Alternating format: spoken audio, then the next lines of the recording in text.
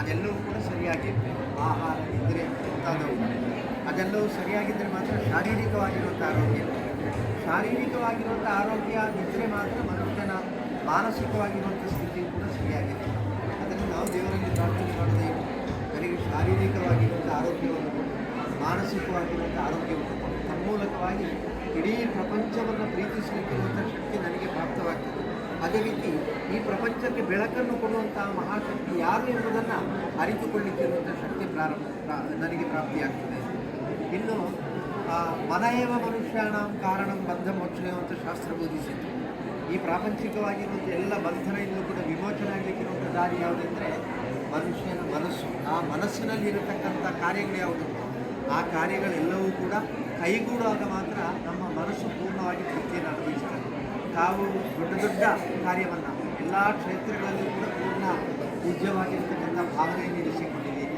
ಅದೇ ರೀತಿ ದೇವತಾ ಸೇವೆಯನ್ನು ಮಾಡುವಾಗ ನಾವೊಬ್ಬರೇ ಆಗಬಾರ್ದು, ಬದಲಾಗಿ ಎಲ್ಲರೂ ಸೇರಬೇಕು. ಆಗ ಹೇಳುವಾಗ ಹೇಳಿದರು 2009ನೇ ಇಸವಿಯಲ್ಲಿ ಮತ್ತು ತಾವು ಎಲ್ಲರನ್ನು ಕೂಡ ಸೇರಿಸಿಕೊಂಡು ಯಾವುದೋ ಒಂದು ಕ್ಷೇತ್ರಕ್ಕೆ ಹೋದಂಥ ವ್ಯಕ್ತಿಗಳನ್ನು ಹೇಳಿದರು. ಹಾಗೆ ಇದು ಇವತ್ತು ಪ್ರಾರಂಭ ಆಗಿರುವಂಥದ್ದನ್ನು ಒಂದು ದೊಡ್ಡ ಬಳಗವನ್ನು ಸೇರಿಸಿಕೊಂಡು ದೇವತಾ ಸೇವೆಯನ್ನು ನಿರಂತರವಾಗಿ ಮಾಡ್ತಾ ಇದ್ದೀವಿ.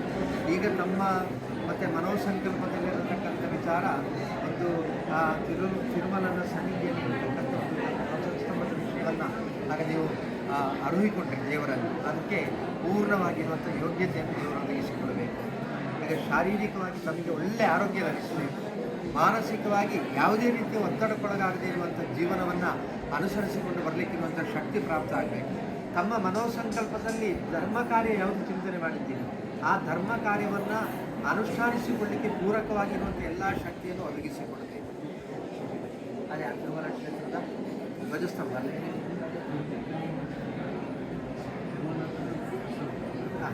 ಆ ಕ್ಷೇತ್ರದ ಕಾರ್ಯ ಪೂರ್ತಿಯಾಗಬೇಕು. ಧ್ವಜಸ್ತಂಭ ಸರಿ. ಹಾಗೆ ಈಗ ನಮ್ಮ ಕರ್ನಾಟಕದಲ್ಲಿರತಕ್ಕಂಥ ಒಂದು ನಿಮ್ಮ ಸಂಕಲ್ಪದಲ್ಲಿರುವಂಥ ತಿರುಮಲ ಕ್ಷೇತ್ರದ ಕಾರ್ಯ ಪೂರ್ತಿಯಾಗಬೇಕು. ತಿರುಮಲ ಕ್ಷೇತ್ರದಲ್ಲಿ ಒಂದು ಆ ಧ್ವಜಸ್ತಂಭ ಅದಕ್ಕೂ ಕೂಡ ತಯಾರು ಮಾಡ್ತೀರಿ, ಅದನ್ನು ಕೂಡ ಮಾಡಲಿಕ್ಕಿರುವಂಥ ಯೋಗ್ಯತೆಯನ್ನು ಒದಗಿಸಿಕೊಡಬೇಕು. ಯಾವಾಗ ಯೋಗ್ಯತೆ ಪ್ರಾಪ್ತಿಯಾಗ್ತದೆ ಅಂತ ಹೇಳಿದರೆ ದೇವರಲ್ಲಿ ಪಂಚ ಆಯಾಮದಲ್ಲಿ ನಾವು ಸೇವೆಯನ್ನು ಮಾಡಬೇಕು. ಒಂದು, ನಾವು ಇವತ್ತು ದೇವರಿಗೆ ಪೂಜೆಯನ್ನು ಮಾಡಿಕೊಂಡು ಬರ್ತೇವೆ. ಆ ದೇವರಿಗೆ ಪೂಜೆಯನ್ನು ಮಾಡಿಕೊಂಡು ಬರುವಂಥ ಸಂದರ್ಭದಲ್ಲಿ ಭಕ್ತಾದಿಗಳು ಏನು ಮಾಡಬೇಕು? ಭಕ್ತಾದಿಗಳು ನಿರಂತರವಾಗಿ ದೇವರನ್ನು ಭಜಿಸಬೇಕು. ಪ್ರಾತಃ ಕಾಲದಲ್ಲಿ ಶ್ರೀರಾಮನ ಸನ್ನಿಧಿಯಲ್ಲಿ ಅಭಿಷೇಕ ಪ್ರಾರಂಭ ಆದ ನಂತರ ಇಲ್ಲಿವರೆಗೆ ಆ ದೇವರ ಸನ್ನಿಧಿಯಲ್ಲಿ ಅತ್ಯಂತ ಶ್ರುತಿಬದ್ಧವಾಗಿ ಭಜನೆ ಎಲ್ಲರೂ ಹಾಡಬಹುದು, ಆದರೆ ಅದು ದೇವರಲ್ಲಿಗೆ ತಲುಪಬೇಕು ಅಂತ ಏನಾಗಬೇಕು, ಇದನ್ನು ಶ್ರುತಿಬದ್ಧವಾಗಿರಬೇಕು. ಯಾವುದು ಕೂಡ ಶ್ರುತಿಬದ್ಧವಾಗಿರುವಂಥದ್ದು ಮಾತ್ರ ಸಮರ್ಪಣೆ ಆಗ್ತದೆ. ಆ ರೀತಿ ಅತ್ಯಂತ ಶ್ರುತಿಬದ್ಧವಾಗಿ ಎಲ್ಲ ತಮ್ಮ ಬಂದಿರುವಂಥ ಬಳಗದಲ್ಲಿರುವಂಥ ಭಕ್ತರಲ್ಲಿ ಕೂಡ ದೇವರಲ್ಲಿಗೆ ಸಮರ್ಪಣೆ ಮಾಡಿಕೊಂಡು ಆ ದೇವರ ಭಜನೆಯನ್ನು ಮಾಡಿಕೊಂಡು ಬಂದಿದ್ದಾರೆ. ಅದೇ ರೀತಿ ಮತ್ತು ಕೊನೆಯದಾಗಿ ನಮಗೆ ಬೇಕಾದ್ದೇನೆಂದರೆ ತಾಯಿಯ ಅನುಗ್ರಹ. ನಾವು ನಮ್ಮ ಜೀವನ ಪ್ರಾರಂಭ ಆಗುವುದು ಎಲ್ಲಿಂದ ಅಂತ ಹೇಳಿದರೆ ಮಾತೃದೇವೋಭವ ಅಂತ ನಮ್ಮ ಹಿಂದೂ ಸಂಸ್ಕಾರ ಬೋಧಿಸಿದೆ. ಅಲ್ಲಿಂದ ಜೀವನ ಪ್ರಾರಂಭ. ತಾಯಿಯ ಅನುಗ್ರಹ ಬೇಕು. ತಾಯಿಯ ಅನುಗ್ರಹ ಸಿಗುವುದು ಹೇಗೆ? ಒಂದು ವೇಳೆ ತಾಯಿಯ ಅನುಗ್ರಹ ಸಿಗಬೇಕು ಅಂತಾದರೆ ತಾಯಿಯನ್ನು ನಿರಂತರವಾಗಿ ಭಜಿಸುವರಿರಬೇಕು. ನಿಮ್ಮ ಒಂದು ದೊಡ್ಡ ಭಾಗ್ಯ ಯಾವುದೆಂದರೆ ಇಷ್ಟೆಲ್ಲ ಸೇವೆಗಳು ಮಾಡಿರುವಂಥ ಸಂದರ್ಭದಲ್ಲಿ ತಮ್ಮ ಮನೋಸಂಕಲ್ಪ ಏನು ಉಂಟೋ ಅದನ್ನು ಈಡೇರಿಸಿಕೊಡುತ್ತೇನೆ ಅಂತ ಹೇಳಿ ಕೋದಂಡರಾಮನ ಸೂಚನೆಯ ಪ್ರಕಾರ ಪಂಚಮುಖಿ ಆಂಜನೇಯ ಸೂಚನೆ ಕೊಡುವುದು ಹೇಗೆ?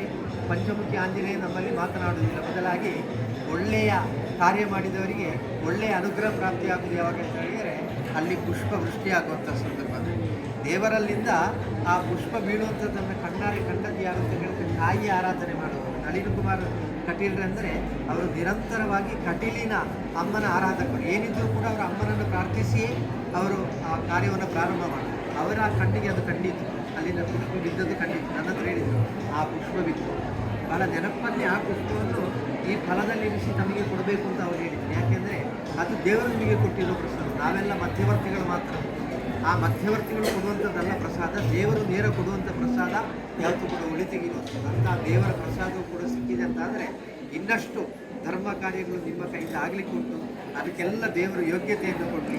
ಜೊತೆಯಲ್ಲಿ ಈ ರೀತಿಯ ಒಂದು ಸಮರ್ಪಣಾ ಭಾವದೊಂದಿಗೆ ಎಲ್ಲರನ್ನೂ ಸೇರಿಸಿಕೊಂಡು ಆ ದೇವರ ಆರಾಧನೆ ಮಾಡುವಂಥ ಒಂದು ಆ ಸಂಕಲ್ಪ ಏನುಂಟೋ ಆ ಸಂಕಲ್ಪಕ್ಕೆ ಚ್ಯುತಿಬಾರದ ರೀತಿಯಲ್ಲಿ ಎಲ್ಲರ ಪ್ರೀತಿ ವಿಶ್ವಾಸ ತಮ್ಮ ಜೊತೆಯಾಗಿಯೇ ತಮ್ಮ ಮನೋಸಂಕಲ್ಪದಲ್ಲಿರುವಂಥ ಎಲ್ಲ ಮಹತ್ ಕಾರ್ಯಗಳು ಕೂಡ ಅದು ಶೀಘ್ರದಲ್ಲಿ ನೆರವೇರಲಿಕ್ಕಿರುವಂಥ ಕರ್ಮಯೋಗ್ಯತೆಯನ್ನು ಒದಗಿಸಿಕೊಟ್ಟು ಜೊತೆಯಲ್ಲಿ ಶಾರೀರಿಕವಾಗಿ ಮಾನಸಿಕವಾಗಿ ಕೂಡ ಬೇಕಾಗಿರುವಂಥ ಎಲ್ಲ ಆರೋಗ್ಯವನ್ನು ದೇವರು ಒದಗಿಸಿಕೊಡಲಿ ಅಂತ ನಾವು ಪ್ರಾರ್ಥನೆ ಮಾಡಿಕೊಂಡು ಆ ದೇವತಾ ಸನ್ನಿಧಿಯಿಂದ ಪ್ರಸಾದವನ್ನು ಕೊಡುತ್ತೇವೆ.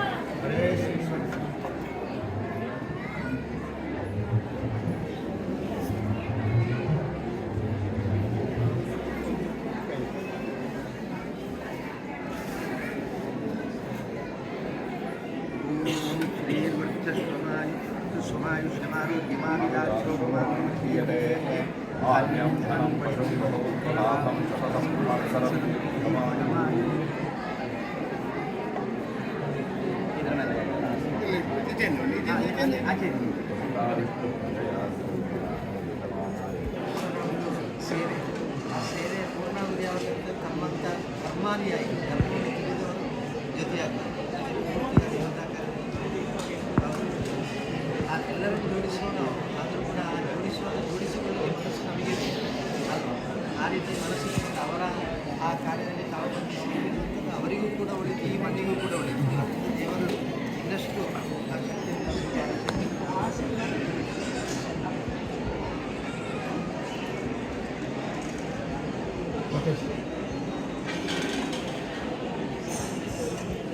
ದೇವರಿಗೆ